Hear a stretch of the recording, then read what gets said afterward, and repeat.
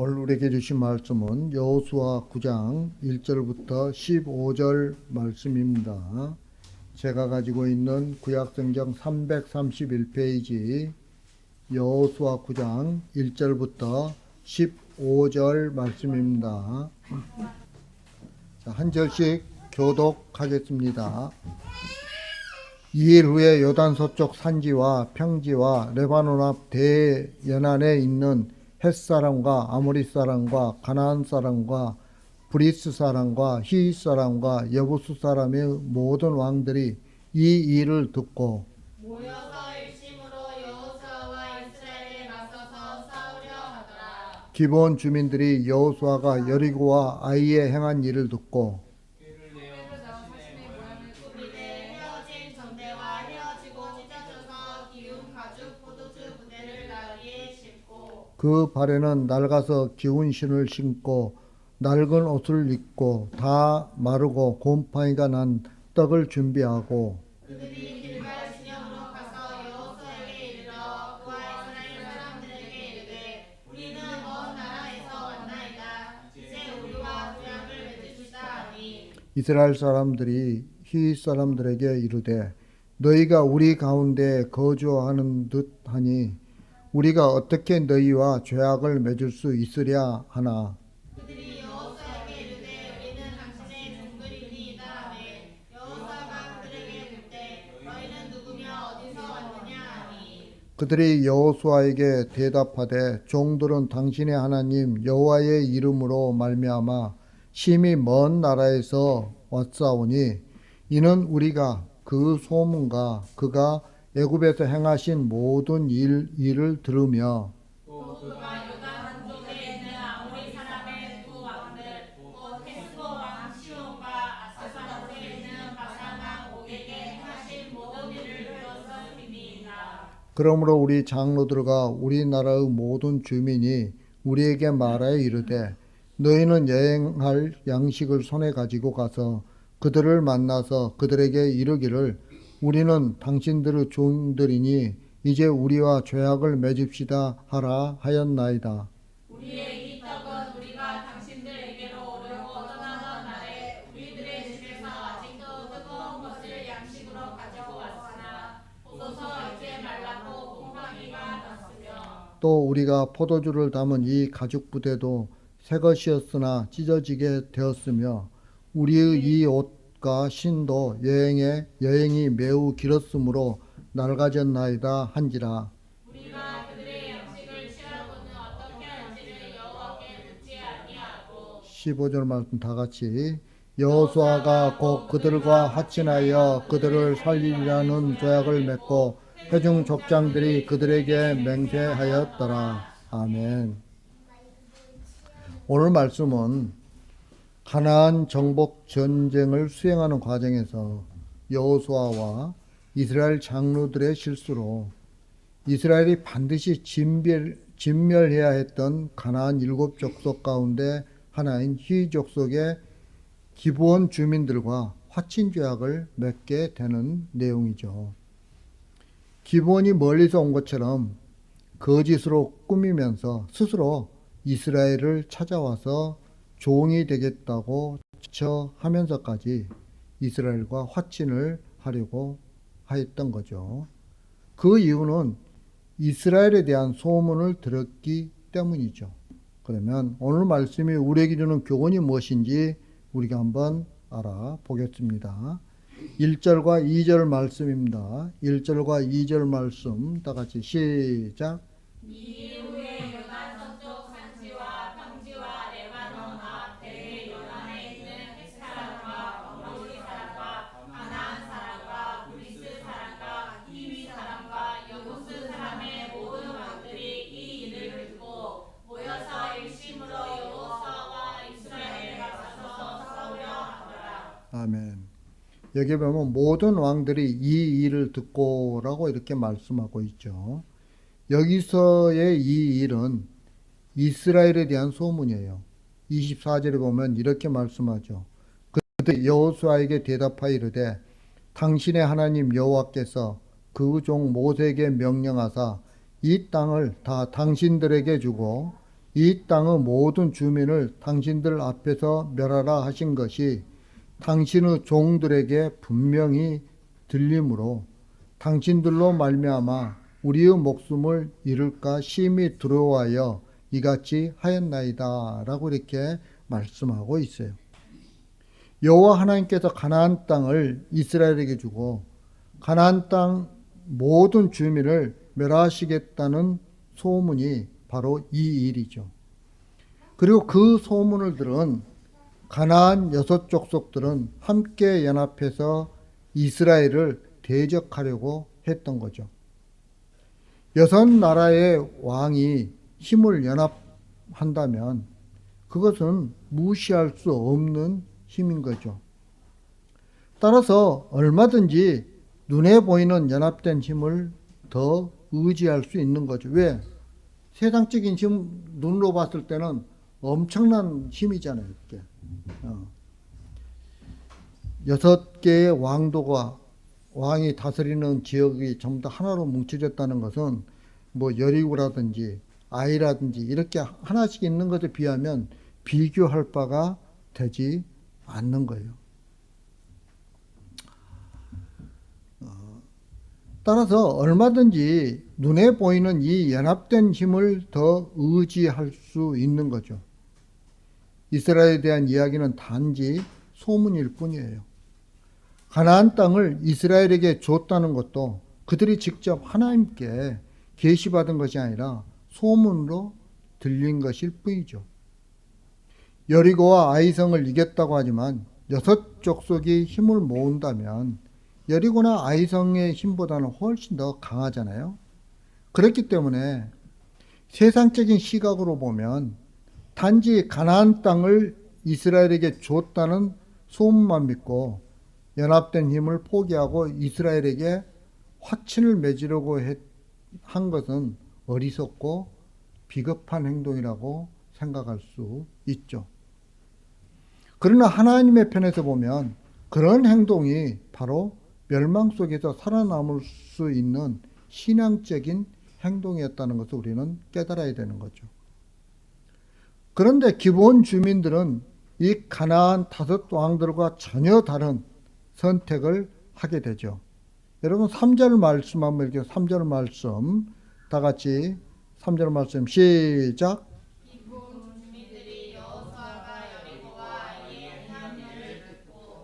예. 그들은 가나안 족속들의 연합에서 벗어나 스스로 종으로 자처하면서까지 이스라엘과 화친을 맺으려고 했던 거예요. 이런 기브온 주민들의 행동은 세상의 시각으로 볼 때는 분명한 배신이죠. 하지만 이런 기브온 주민들의 모습은 라합과 같은 차원에서 우리는 이해할 수 있다는 거예요. 기브온 주민들은 살아남기 위해서 여호수아에게 거짓말을 했죠. 그런데 라합도 살아남기 위해서 자기 동족들에게 거짓말을 했어요. 또 기브온 주민들이 이스라엘의 하나님에 대해 소문을 듣고 여호수아를 찾아온 것처럼 라합 역시 이스라엘의 하나님에 대한 소문을 듣고 이스라엘의 장탐꾼들을 어떻게 했어요? 숨겨줬잖아요. 예. 그리고 기브온 주민들이 하나님 편에 연합되기 위해서 같은 가나안 주민들과의 연합을 탈퇴했죠. 마찬가지로 라합은 자기 동족들을 배신했어요. 왜? 살기 위해서. 여기서 알 수 있는 것은 기브온이나 라합이나 똑같이 살 수 있는 길은 오직 하나님께 있다는 것을 알았다는 사실이에요. 여러분, 우리가 살 수 있는 길은 오직 여호와 하나님께 있어요. 삼위일체 하나님께 있는 거예요. 예수 그리스도의 십자가의 보혈에 있는 거예요. 우리가 살 수 있는 길은. 기브온 주민들은 여호수아가 여리고와 아이에 행한 일을 들었어요. 그들은 이스라엘이 온 것은 곧 자기들에게는 멸망이고 마지막이라는 것을 알게 된 거죠. 왜냐하면 그 다음 전투가 기브온이 돼야 됐거든요. 예. 그러니까 자기들에게 지금 이미 죽음의 그림자가 다가오고 있는 걸 그들은 알고 있었던 거예요. 그래서 그들이 생각한 살 길은 이스라엘과 대항하여 싸우는 것이 아니라 여호와 편에 연합되는 것임을 알게 된 거죠. 그 알미 곧 삶으로 연결되었어요. 때문에 다른 가나안 주민들과의 연합을 거부하고 이스라엘에게 연합하려고 한 거죠. 비록 종이라고 할지라도 하나님께 연합되는 것이 곧 살 길이라는 것을 안 거예요. 하나님에 대해서 들었다고 해서 모든 자가 그 같은 행동을 한 것은 아니죠. 다른 가나안 주민들은 힘을 합쳐 대항하면 이길 수 있다고 생각을 했어요. 여러분, 이것이 바로 세상이에요. 세상은 내가 저 사람보다 힘이 더 많으면 내가 이길 거라고 생각을 해요. 그래서 조직을 하죠. 어떤 구성체를 만들어요. 여러분, 이렇게 조직을 한다는 것은 힘을 뭉쳐 그 힘의 효율성을 극대화시키는 거예요. 그렇게 하는 이유는 힘을 모아서 무엇이든지 할 수 있고 이길 수 있다는 사고방식 때문에 그런 행동들을 하는 거죠. 그렇다면 오늘날 교회는 어떤 사고방식을 가지고 있다고 할 수 있을까요? 기본이 보여준 사고방식일까요? 아니면 다른 가나안 족속이 보여준 그런 사고방식일까요?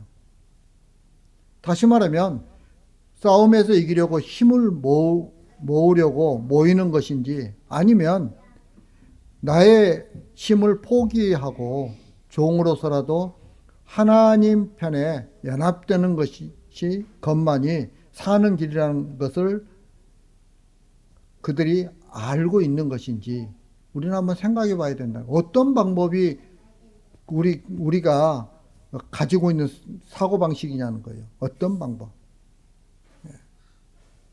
여러분, 여리고 전투에서 승리한 이스라엘은 아이성을 자기들의 힘으로 치려고 했어요. 그에 비해 기브온 주민들은 자기들의 힘뿐만 아니라 6 족속이 연합한 힘에 대해서도 승리의 가능성을 포기하고 오직 하나님께 연합하려고 했던 거예요. 여러분, 이것이 바로 신앙이에요. 아브라함 역시 신앙이 어떤 것인가를 자기 고향과 친척과 아버지의 집을 떠남으로써 보여주었던 거예요. 하나님은 아브라함에게 고향과 친척과 아버지의 집을 떠나라고 말씀하셨어요. 여러분, 고향과 친척과 아버지의 집은 연합된 힘이 있는 곳이에요. 다시 말하면 내가 보호받을 수 있는 곳이에요. 그런데 아브라함은 어떻게 했습니까? 그 고향과 친척과 아버지의 집을 떠났어요. 여러분, 그것은 인간의 연합된 힘을 의지하지 않고 다만 하나님만을 의지하는 삶을 보여주고 있는 거예요. 이것이 신앙이에요. 우리는 자꾸 신앙생활을 한다고 하면서 뭘 갖다가 힘으로 여겨요? 세상 것을 힘으로 여겨요. 그러나 우리가 신앙생활을 하면서 정말 힘으로 여겨야 될 게 뭐예요? 예수 그리스도의 십자가 보혈이에요. 예. 예수 그리스도의 십자가 보혈만 있으면 모든 것들이 다 이루어지는 거예요. 예. 자, 그 다음에 4절부터 6절까지입니다. 4절부터 6절. 자, 제가 먼저 읽겠습니다. 꾀를 내어 사신의 모양을 꾸미되 헤어진 전대와 헤어지고 찢어져서 기운 가죽 포도주 부대를 나귀에 싣고 그 발에는 낡아서 기운 신을 신고 낡은 옷을 입고 다 마르고 곰팡이가 난 떡을 준비하고 다 같이 그들이 길갈 진영으로 가서 여호수아에게 이르러 그와 이스라엘 사람들에게 이르되 우리는 먼 나라에서 왔나이다. 이제 우리의 죄악을 맺읍시다 하니. 아멘. 여러분, 이런 기브온 주민들의 모습은 이미 그들의 가슴 속에 여호와 하나님께서 절대자로 군림하고 있다는 것을 보여주고 있는 거예요. 이렇게 볼 때 기브온 주민들의 거짓 화치는 이스라엘에게 많은 부끄러움을 주고 있다고 할 수 있어요. 여러분, 기브온 주민들에게 여호와는 단지 소문으로만 들은 하나님이세요. 소문으로만 들은 하나님. 하지만 이스라엘에게 있어서 여호와는 직접 자신들에게 계시하고 자신들과 함께 하셨고 또 홍해를 통해서 요단강을 통해서 그리고 광야에서 여러 가지의 기적과 삶을 통해서 나타나신 하나님이세요. 그러니까 이스라엘 백성들은 하나님을 직접 체험한 사람들이에요. 기본 족속들은요, 그냥 소문으로만 들은 사람이 하나님이세요. 그럼에도 이스라엘에게 있어서 하나님은 절대적인 분으로 존재하지 못하는 경우가 있었죠. 많았어요. 당장 아이성 전투만 해도 하나님이 절대적인 분으로 자리하고 있었다면 결코 자기 힘을 과시하면서 제멋대로 아이성을 공격하지 않았을 거예요. 따라서 기본 주민들이 이스라엘에 연합되어 함께 산다는 것 자체가 이스라엘에게는 큰 교훈이라고 할 수 있죠. 왜? 기본 주민들을 보면서 어디서 봐요? 기본 주민들을 이스라엘 백성들이 성전에서. 이 사람들이 뭐 했어요? 기본 주민들이 나중에 나오지만 성전에서 그 나무 패고 물 길어다 놓고 하는 그 수종 드는 사람들이에요. 그들을 볼 때마다 어떻게 돼요? 우리는 저들보다, 이방인인 저들보다 못한 사람들이라는 걸 깨닫게 되는 거죠. 예. 그래서 이스라엘에게 큰 교훈이 되는 거예요. 이 기본 족속들이. 여러분 23절 말씀에 보면 이렇게 이야기합니다. 그러므로 너희가 저주를 받나니 너희가 대를 이어 종이 되어 다 내 하나님의 집을 위하여 나무를 베며 물을 깃는 자가 되리라 하니 라고 이렇게 23절에 말씀하고 있어요. 이 말씀은 여호수아에게 거짓말한 기본 주민들에 대한 징계라고 생각하면 안 되는 거예요. 기본 주민들의 입장에서 영원히 이스라엘의 종이 되어서 하나님의 집을 위해서 나무를 베고 물을 깃는 자가 된다는 것은 분명 자존심 상하는 일일 수도 있어요. 왜냐하면 기본 자체가 왕도처럼 큰 성이거든요. 예, 적은 성이 아니에요. 그러나 기본 주민들은 그 이야기를 듣고 뭐라고 답하냐면 이렇게 답합니다. 25절에 보면 보소서 이제 우리가 당신의 손에 있으니 당신의 의향에 좋고 옳은 대로 우리에게 행하소서. 이게 무슨 말이에요? 우리는 당신들 손에 있으니까 당신들 마음대로 행하라는 거예요. 우리를 조응을 시키든 어떠든 당신들 마음대로 하라는 거예요. 다시 말하면 기본 주민들은 하나님이 함께 하시는 이스라엘에 연합되어 사는 것이 중요하지 이스라엘 안에서 어떤 대우를 받고 사느냐는 것에 대해서는 관심이 없었다는 거예요. 이스라엘에 속했으니 이스라엘 마음대로 하라는 것이 옳지 않느냐는 태도인 거죠. 비록 기본 주민들이 하나님의 집에서 물을 깃고 나무를 베는 일을 하게 되었지만 그들은 레위인들처럼 여호와의 제단을 섬기고 그 백성을 섬기는 일을 하게 되었다는 거예요. 즉 제사로 나온 이스라엘에게 신앙이란 무엇인가를 가르쳐주는 도구가 되었다는 거예요. 기본 주민들은 오직 하나님께 속한 자가 되었다는 것만 좋았을 뿐이죠. 가나안을 멸망하시는 하나님께 속했다는 것은 그 속에서 살았다는 것을 의미하죠. 예. 그래서 그들은 하나님께 속한 자로 산다면 종으로 산다고 해도 괜찮았던 거죠. 자, 그렇다면 기본 주민들과 내 자신을 비추어 볼 때 우리는 어떤 모습으로 살아가야 할까요? 이 말은 무슨 말이냐면 바른 신앙이 무엇이냐는 거예요. 우리는 세상이 망한다는 소리를 말씀을 통해서 듣고 있어요. 그죠? 세상이 언제 망해요? 예수님이 다시 올 때 세상이 망하잖아요. 예. 듣고 있어요.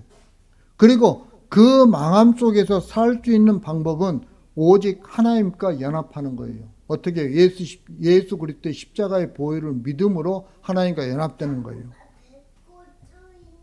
다시 말하면 이 사실을 잊지 않고 사느냐는 거예요. 그리고 하나님과 연합은 오직 그리스도의 보혈을 통해서만 가능하다는 것을 잊지 않고 예수 그리스도의 십자가를 바라보며 살고 있느냐는 거예요. 평소에 이런 삶을 우리가 살아야 되는 거죠.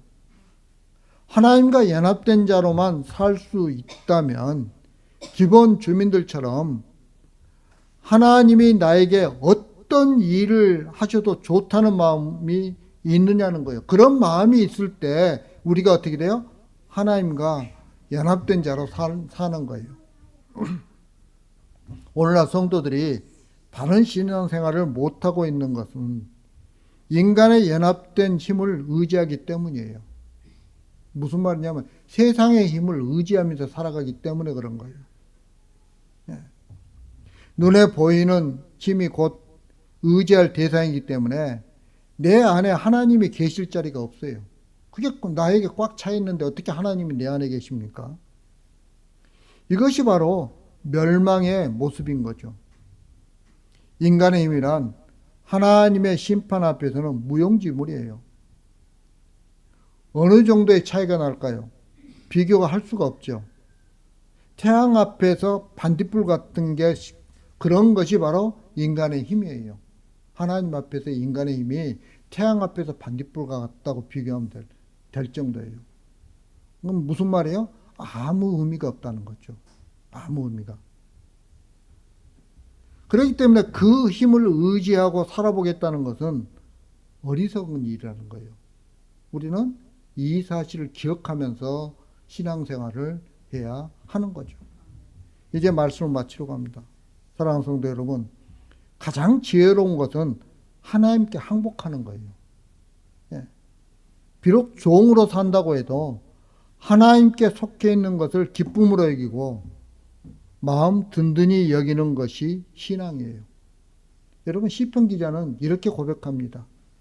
주의 궁정에서의 한 날이 다른 곳에서의 첫날보다 나은즉 악인의 장막에 사는 것보다 내 하나님의 성전 문지기로 있는 것이 좋사옵니다 라고 고백을 하고 있어요.